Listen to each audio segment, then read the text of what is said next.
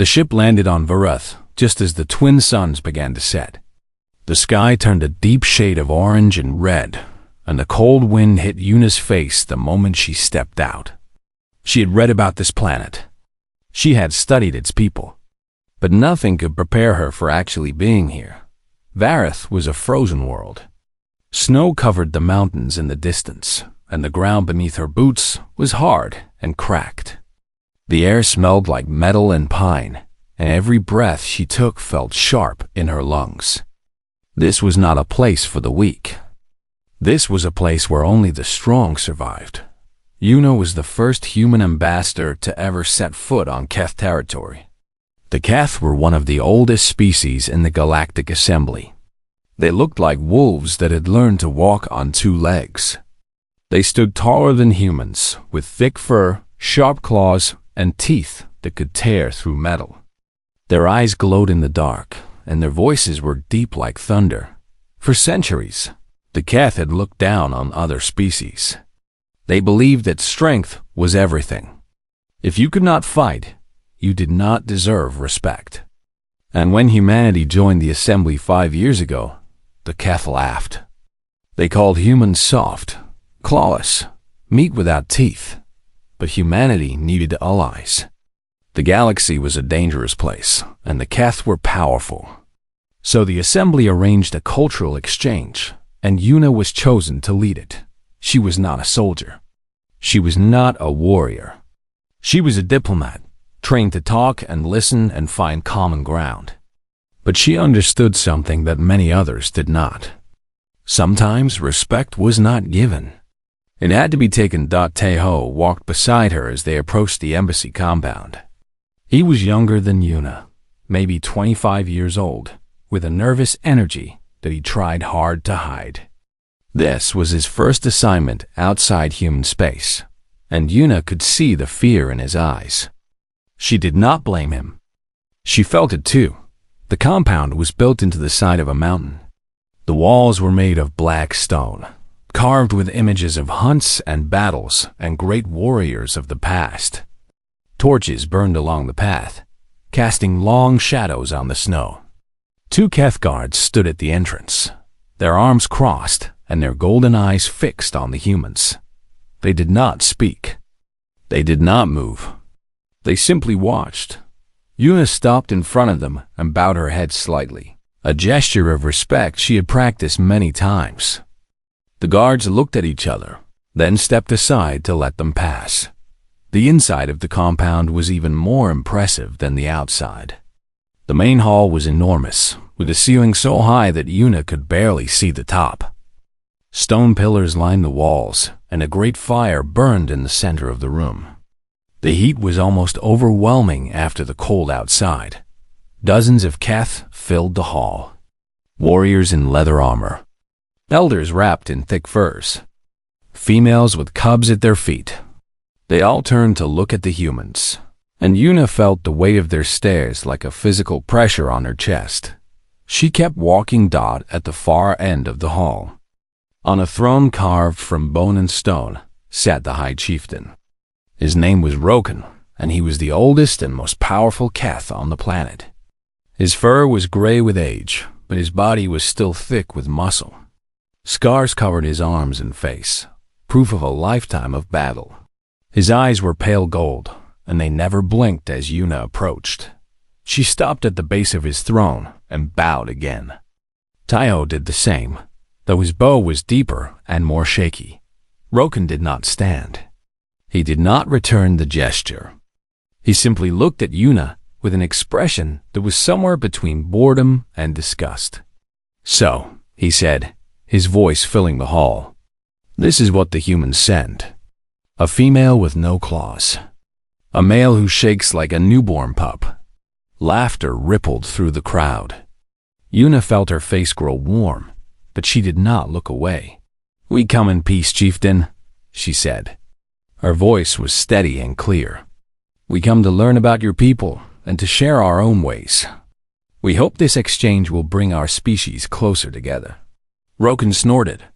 "Closer? Why would we want to be close to creatures who cannot even hunt? You have no fangs." No claws. Your skin tears like wet paper. What could we possibly learn from you? Yuna had expected this. She had been warned that the Keth would test her from the very first moment. They wanted to see if she would back down, if she would apologize, if she would show weakness. She did none of these things. We have survived, she said simply. Our world was not kind to us. We had no natural weapons, so we made our own. We had no fur to keep us warm, so we took the skins of animals. We were not the strongest or the fastest, but we are still here. That is what you can learn from us. How to endure. The hall went quiet. Roken leaned forward on his throne, his pale eyes narrowing. Pretty words, he said. But words are wind. They prove nothing. Yuna met his gaze without flinching. Then give us a chance to prove ourselves through actions. For a long moment, Roken said nothing. Then, slowly, a smile spread across his face. It was not a kind smile. It was the smile of a predator who had found something interesting to play with. Very well, he said. You will stay in our compound. You will eat our food. You will watch our ways. And we will see if your pretty words have any truth behind them. He waved a massive hand, and two Keth servants appeared to lead Yuna and Taiho to their quarters. As they walked through the hall, Yuna noticed the cubs for the first time. They were small versions of the adult Keth with soft fur and clumsy paws. They tumbled over each other, play fighting and yipping, their little tails wagging with excitement. One of them, a silver-furred cub with bright amber eyes, stopped its playing to stare at Yuna. There was something curious in its gaze, something bold. Yuna felt a strange pull toward the little creature, but she kept walking. She could feel the eyes of every Keth in the room on her back, judging her, measuring her. Their quarters were small but warm. A fire burned in the corner, and furs covered the floor. Taiho collapsed onto a pile of them the moment the door closed. That was terrifying, he said. How are you so calm? Yuna sat down across from him and finally allowed herself to take a deep breath. I am not calm, she admitted. I just know how to hide it. Taiho shook his head. They hate us. They think we are nothing. How are we supposed to change their minds? Yuna looked at the fire, watching the flames dance. We do not try to change their minds, she said. We show them who we are. And we do not back down. Not once. Not ever. Taiho was quiet for a moment. Then he nodded slowly. What do you think will happen tomorrow? Yuna smiled, but there was no humor in it. Tomorrow, they will test us again. And again. And again. Until they find our breaking point. And if they find it? Yuna turned to look at him, her eyes hard and steady. They will not find it. Because we do not have one. Outside, the wind howled against the walls of the compound. Somewhere in the hall, a Keth warrior laughed, and a cub let out a high-pitched howl. Yuna listened to the sounds of this alien world and felt something settle in her chest. This was not going to be easy. But nothing worth doing ever was. She closed her eyes and let the warmth of the fire wash over her. Tomorrow would be a new battle, and she intended to win. The morning came with the sound of drums. Deep, heavy beats that shook the walls and pulled Yuna from her sleep. She sat up quickly, her heart racing, before she remembered where she was. Varuth, the Keth compound. The cultural exchange. She rubbed her eyes and looked around. Taiho was already awake, sitting by the window and staring out at the snow-covered landscape. His face was pale and tired. Did you sleep at all? Yuna asked. He shook his head. I tried, but every time I closed my eyes, I saw those teeth. Yuna understood. The Keth were impressive in a terrifying way. Their presence filled every room they entered. Even their cubs looked like they could tear a human apart if they wanted to. A knock came at the door. and a Keth servant entered without waiting for an answer. She was female, with dark brown fur and yellow eyes. She carried a tray of food and set it on the floor without a word. Yuna looked at the food. There was meat, raw and bloody. Some kind of dark bread. A bowl of something that looked like thick soup, but smelled like wet earth. "Thank you," Yuna said in the Keth language. She had practiced for months before coming here, learning their words and their customs. The servant looked at her with surprise. Most aliens did not bother to learn the Keth tongue. They used translators and expected others to adapt to them. "You speak all words," the servant said. "I try," Yuna replied. "I want to understand your people." The servant studied her for a moment, then gave a small nod before leaving. It was not much, but it was something. A tiny crack in the wall between them. Taiho looked at the raw meat and made a face. "Please tell me we do not have to eat that." Yuna picked up a piece of the bread and took a bite. It was dense and bitter, but it was food. "Eat what you can. We need our strength." After they had eaten as much as they could manage, another servant came to lead them to the main hall. The drums had stopped, but the compound was alive with activity. Keth warriors trained in the courtyard, their blades flashing in the pale morning light. Cubs chased each other through the snow, their yips and growls echoing off the stone walls. The main hall was even more crowded than the night before. Chieftain Roken sat on his throne, watching the room with half-closed eyes.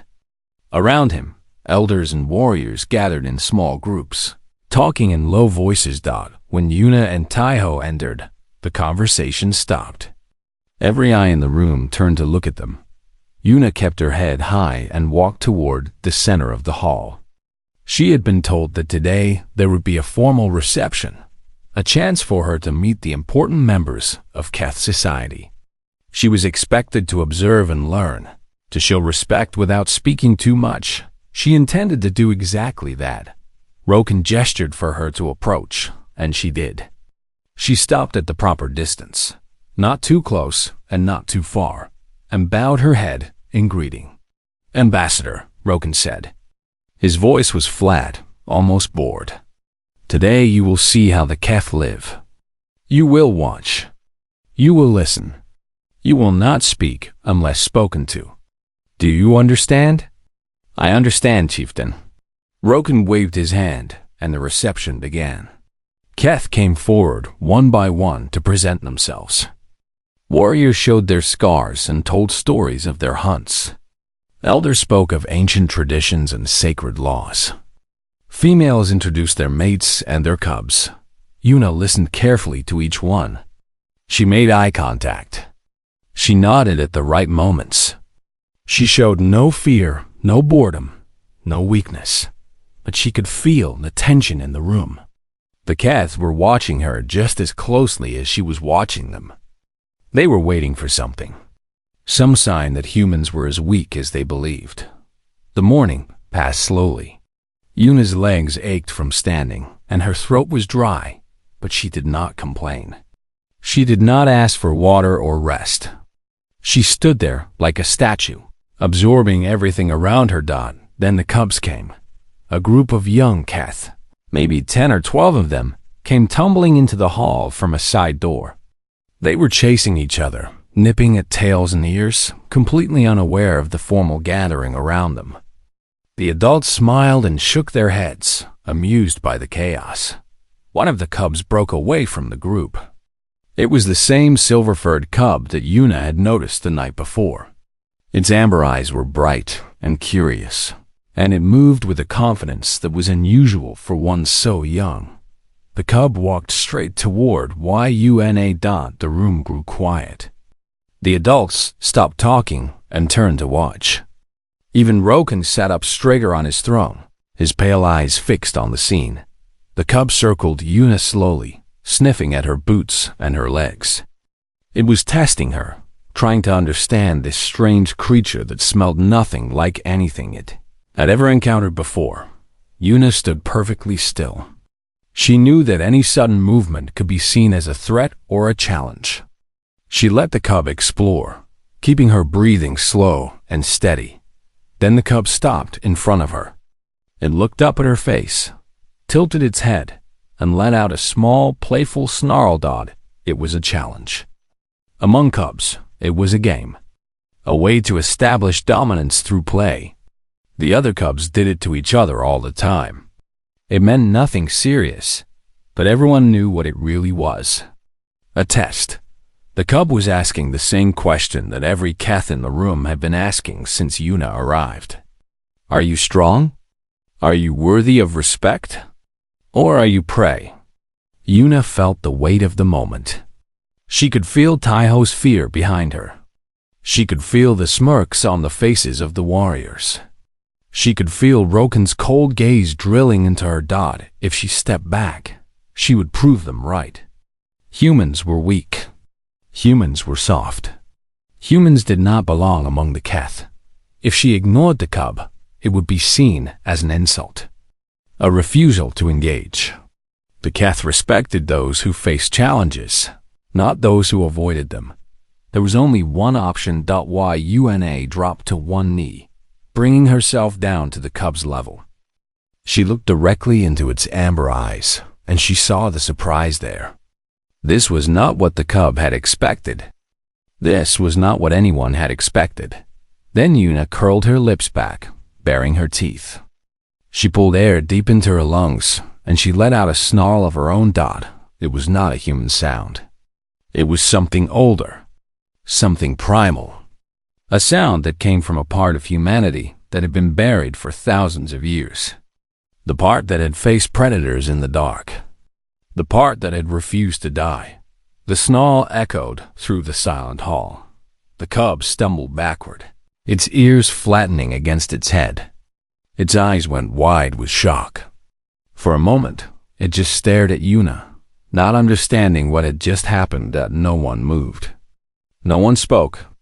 The silence was so complete that Yuna could hear her own heartbeat pounding in her ears. Then, slowly, the cub's tail began to wag. It let out a small yip, a sound of submission and acceptance, and bounded forward. It pressed its head against Yuna's hand, rubbing against her fingers like a dog greeting its master. The cub had accepted her, not as prey, not as an outsider, but as pack. Yuna scratched behind the cub's ears, and it made a sound of pure contentment. She could not help but smile. Behind her, she heard Taiho let out a breath he had been holding for far too long.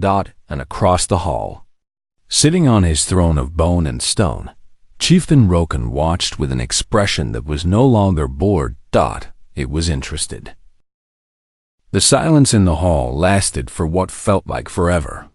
Yuna remained on one knee, her hand resting on the silver cub's head, feeling the soft warmth of its fur beneath her fingers. The cub made happy sounds, completely unaware that it had just changed everything. Then the whispers began. The Keth around the room started talking to each other in low voices. Some sounded confused. Some sounded angry. A few sounded almost impressed. Yuna could not understand all the words, but she understood the tone. Something had shifted. Taiho stood frozen behind her, his face pale as snow.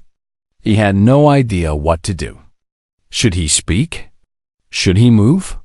Should he pretend that nothing had happened? He decided to stay very, very still. The cub's mother pushed through the crowd.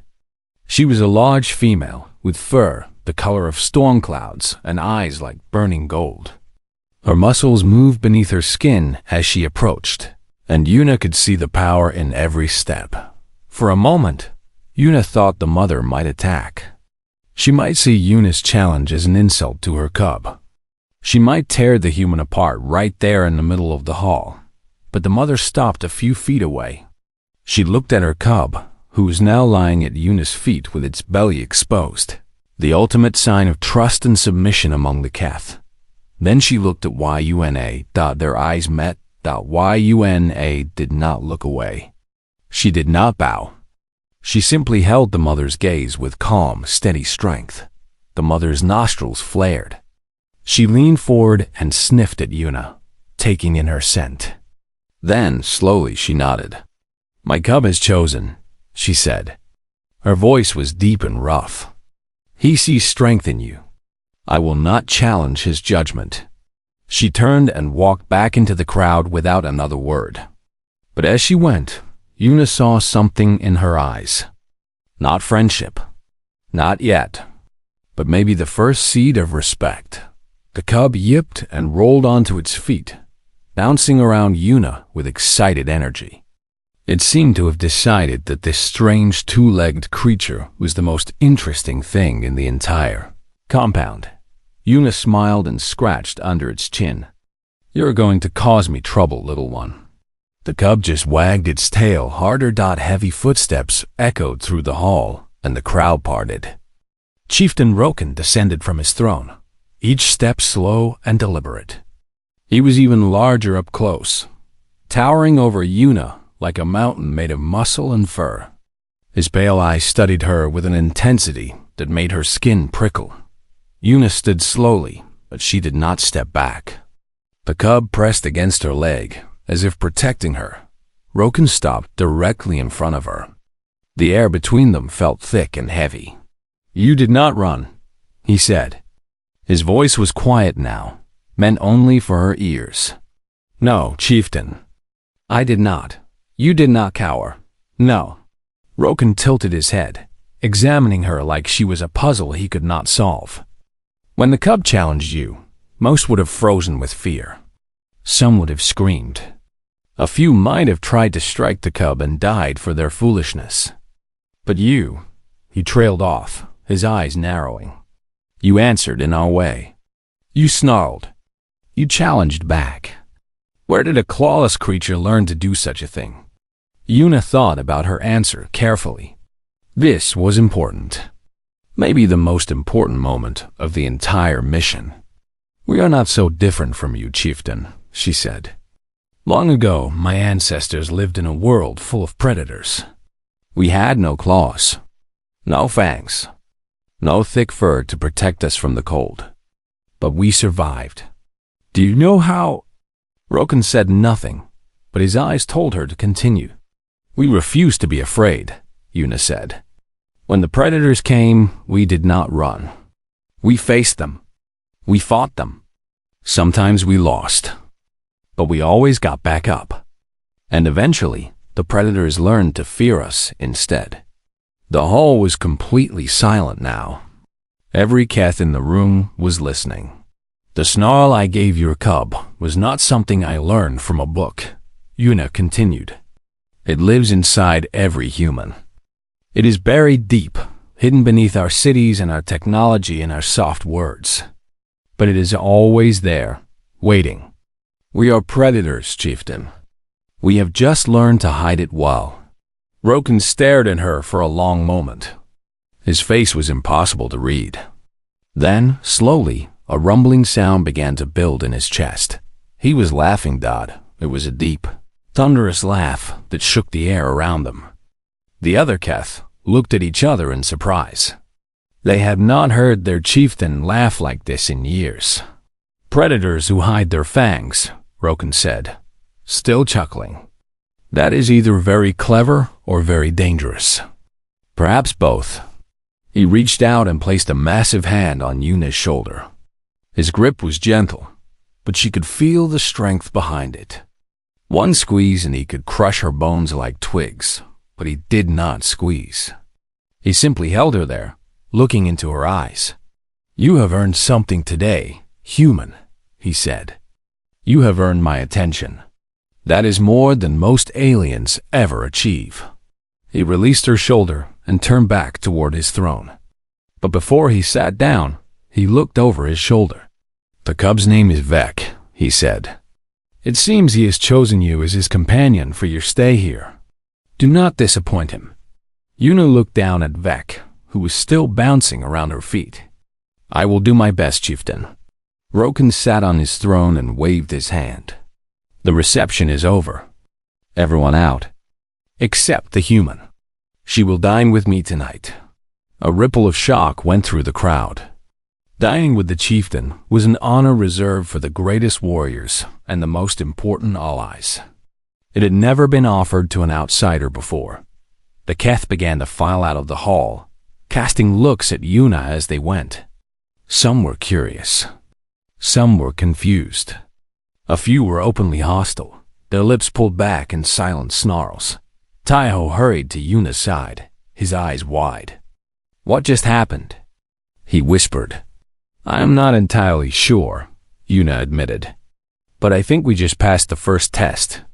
Vec yipped in agreement and ran in circles around both of them. That evening, Yuna sat at Roken's table. The food was still strange to her, but she ate what she could without complaint.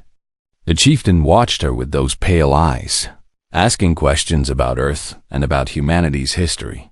She told him about the Ice Ages, when humans had nearly gone extinct. She told him about the great predators they had faced, the mammoths and the saber-toothed cats and the wolves. She told him about the wars they had fought against each other, endless and bloody, but always rising from the ashes. Roken listened without interruption. When she finished, he was quiet for a long time. "Your kind has teeth after all," he finally said. "You just keep them inside." Yuna smiled. "We only show them when we need to." Roken nodded slowly. "Perhaps the assembly was not wrong to give you a seat. Perhaps there is more to humans than soft skin and pretty words." He raised his cup, filled with a thick red drink that smelled like iron.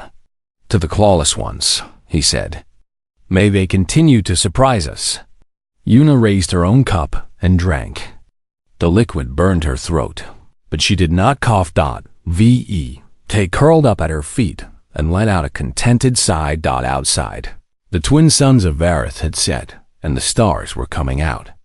Somewhere in that vast sky, Earth was spinning, unaware of what had just happened on this frozen world.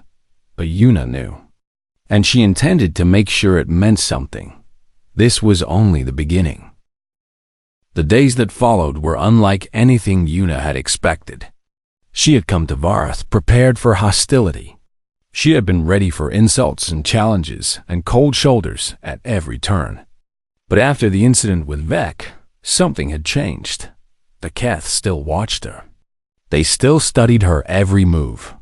But now there was something different in their eyes. It was not fear. It was not friendship. It was curiosity. They wanted to know more about this strange creature who had answered a cub's challenge with a snarl of her own. Vec never left her side. He followed her through the corridors of the compound, bouncing ahead and then racing back to make sure she was still there. He slept outside her door at night and greeted her each morning with excited yips and wagging tail. The other cubs kept their distance, not sure what to make of the silver-furred pup who had attached himself to an alien. Taiho grew more comfortable as the days passed. He started talking to some of the younger Keth, learning their games and their songs. He was not as bold as Yuna, but he was friendly and curious, and that seemed to be enough. A few of the warriors even started nodding at him when they passed in the halls. On the fifth night, Roken summoned Yuna to the great fire pit at the center of the compound. This was where the Keth gathered to share stories, to celebrate victories, and to honor their dead. It was sacred ground.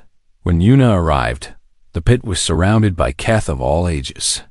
Warriors sat beside elders. Mothers held cubs in their laps.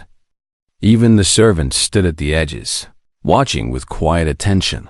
Roken sat in his place of honor, wrapped in furs the color of midnight. He gestured for Yuna to sit beside him, and she did. Vec immediately curled up at her feet, his amber eyes reflecting the dancing flames. "Tonight, we share stories," Roken announced. His voice carried over the crowd like the rumble of distant thunder. "We remember who we are. We honor those who came before us. And we learn from each other." He turned to look at Yuna. "Our guest has shown us something unexpected. She has earned her place at this fire. Tonight I ask her to share the stories of her people." A murmur went through the crowd. Some of the older warriors shifted uncomfortably. They were not sure they wanted to hear the tales of the soft, clawless humans.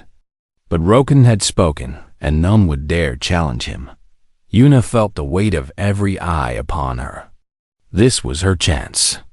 Not just to entertain, but to show the Keth who humans really were. To make them understand, she took a deep breath and began. "My world is called Earth," she said. "It is a small world, covered mostly by water. The land is split into many pieces, and each piece has its own dangers. We have deserts where the sun can cook you alive. We have frozen places where the cold can freeze you solid in minutes. We have forests so thick that light cannot reach the ground." The Keth listened. The fire crackled and popped. "When my ancestors first walked on two legs, they were weak," Yuna continued. "They had no claws, no fangs, no fur. They were small and slow and soft. The world was full of creatures that wanted to eat them. Great cats with teeth as long as my hand. Bears that stood 3 times the height of a man. Wolves that hunted in packs and never gave up." At the mention of wolves, some of the Keth sat up straighter. They understood wolves. They respected wolves. "My ancestors should have died," Yuna said. "They should have been eaten and forgotten. But they refused. When the predators came, they did not run. They picked up rocks and sticks. They made fire. They stood together and faced the darkness." She paused, letting the words sink in. The first time a human killed a saber-toothed cat, it changed everything. The predators began to understand that these small, soft creatures were not easy prey. They fought back. They did not stop fighting until their enemies were dead or driven away. Roken leaned forward, his pale eyes gleaming in the firelight. "Your kind killed the great predators of your world?" "We killed all of them," Yuna said simply. "Every one. The saber-toothed cats, the dire wolves, the giant bears, the mammoths that stood taller than your compound walls. We hunted them. We tracked them across continents. We did not rest until they were gone." A heavy silence fell over the crowd. Even the cubs had stopped playing to listen. "But it was not just the animals we fought," Yuna continued. "We fought each other. War after war after war. We burned cities. We crossed oceans to find new enemies. We invented weapons that could kill thousands in a single flash of light. We nearly destroyed ourselves more times than I can count. Why?" one of the elders asked. His voice was rough with age. "Why fight each other when the world was already so dangerous?" Yuna smiled, but it was not a happy smile. "Because we are hunters. We cannot help it. When there are no enemies, we make them. When there is nothing to kill, we turn on ourselves. It is the darkness inside us. The same darkness that let us survive when everything else wanted us dead." She looked around at the Keth, meeting their eyes one by one. "But we also learned to control it," she said. "We learned that we were stronger together than apart. We built nations and alliances. We stopped fighting long enough to look up at the stars and wonder what was out there. And then we came to find you." Roken was quiet for a long moment. Then he spoke. "You say your kind nearly destroyed yourselves.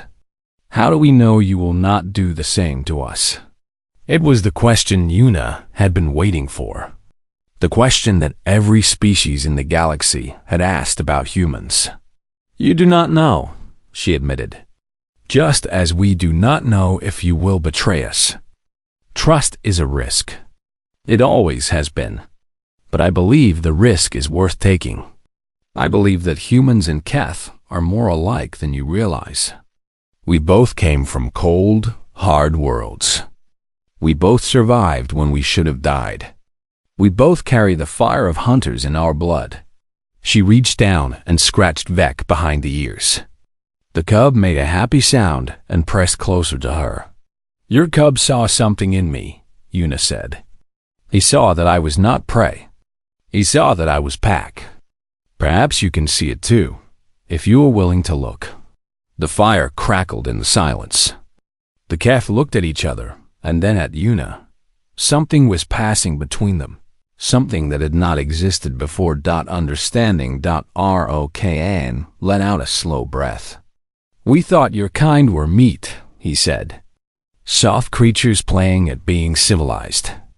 We were wrong. He reached out and placed his massive hand over his heart. You have the soul of a hunter, Yuna of Earth, and the Keth respect hunters.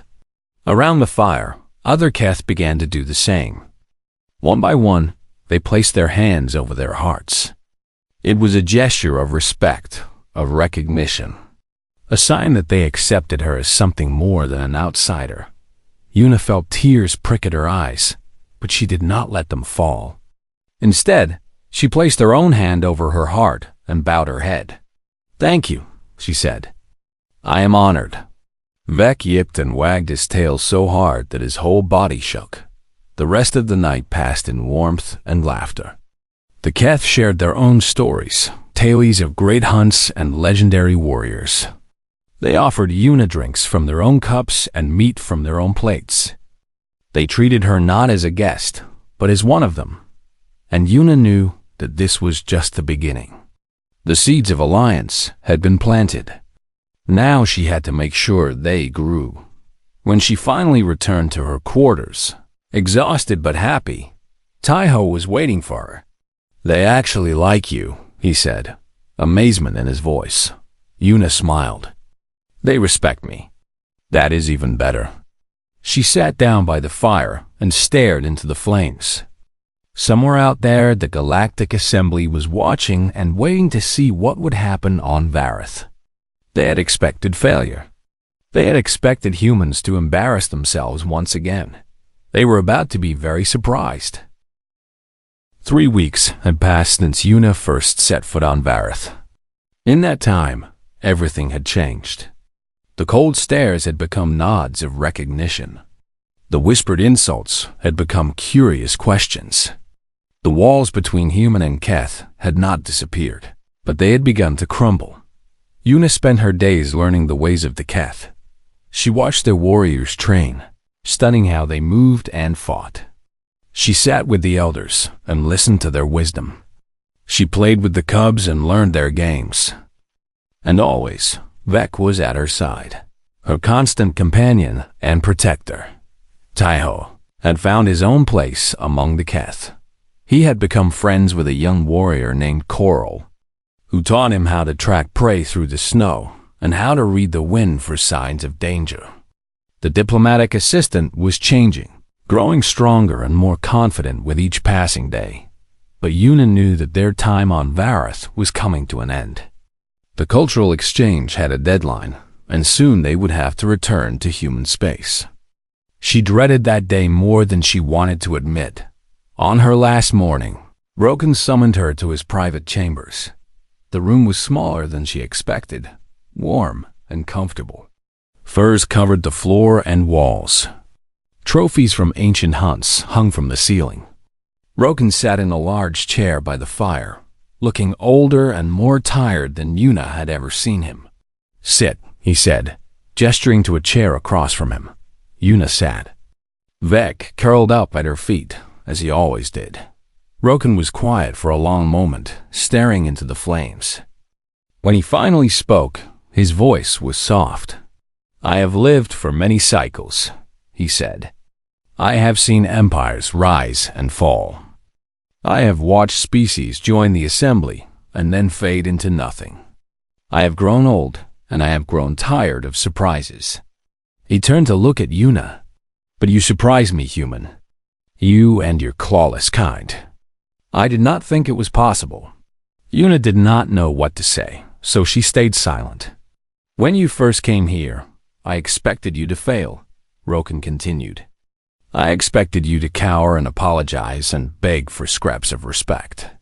That is what the other soft species do. They come with gifts and pretty words, and they leave with nothing. He leaned forward, his pale eyes intense. But you did not cower. You did not beg. You stood in my hall, and you snarled at my grandson's cub, like you had every right to be here. And in that moment, I saw something I had not seen in many years. What did you see? Yuna asked. Roken smiled. It was a tired smile, but genuine. I saw myself. When I was young and foolish and believed that I could face anything. Before the years taught me caution and fear. He reached into his fur robes and pulled out something small and silver. He held it out to Yuna. It was a pendant, shaped like a wolf's fang. Ancient symbols were carved into its surface, worn smooth by countless hands over countless years. This is the mark of the pack friend, Roken said. It has not been given to an outsider in 300 years.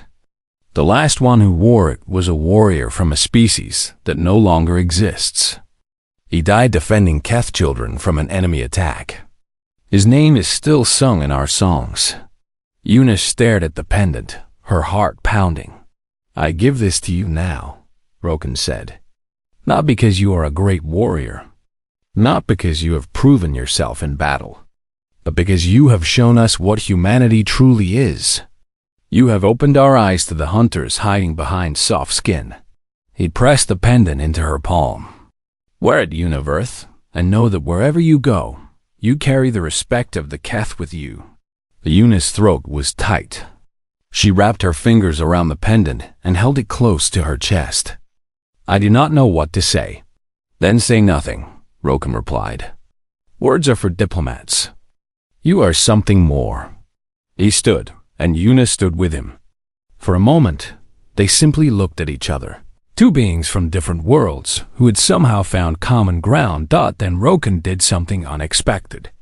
He stepped forward and wrapped his massive arms around Yuna in a hug. It was awkward and a little too tight, but it was real. Go home, pack friend, he said. Tell your people what you have learned here. And when the time comes, remind them that the Keth stand with them. Yuna hugged him back, feeling the warmth of his fur against her cheek. I will. When they parted, Roken looked down at Vec, who was watching with curious eyes. I have one more gift for you, the chieftain said. Or perhaps I should say, he has chosen his own gift to give. Yuna frowned. What do you mean? Roken chuckled. Vec is the son of my daughter's daughter. He comes from strong blood. And he has made it clear that he will not stay on Vareth when you leave. He wishes to go with you. Yuna looked down at Vec in shock. The cub yipped and wagged his tail, looking up at her with absolute devotion. But I cannot take him, she protested. He belongs here, with his family. He belongs wherever his pack is, Roken said. And he has chosen you as his pack. It would be a great insult to refuse him. Yuna knelt down and looked into Vec's amber eyes. The cub pressed his head against her hand and made a soft, happy sound. You really want to come with me? She asked.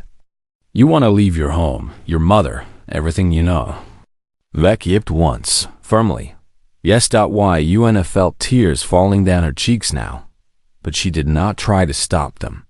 She gathered Vec into her arms and held him close. Then you are mine, she whispered. And I am yours. The farewell ceremony was held at sunset. The entire compound gathered to see the humans off.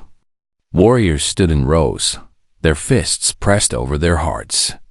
Elders chanted songs of safe travels.